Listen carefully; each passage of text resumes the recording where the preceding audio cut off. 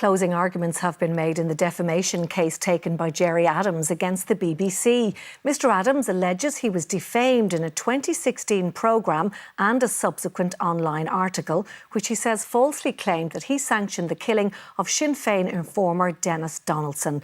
Lawyers for the BBC said Mr Adams was attempting to launder his reputation.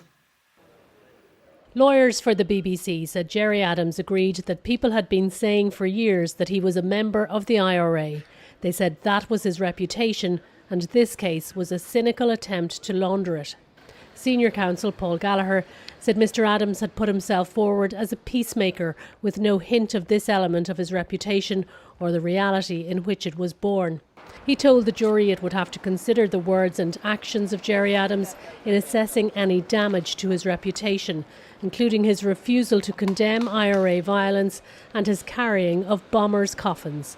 He said Mr Adams' reputation could not be sliced and diced to remove the issues at the core of this case.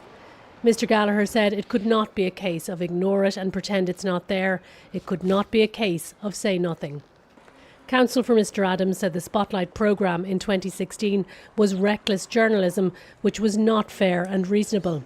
They said there was no attempt to verify an allegation that Gerry Adams had sanctioned the murder of Denis Donaldson, but merely corroboration with shady anonymous sources.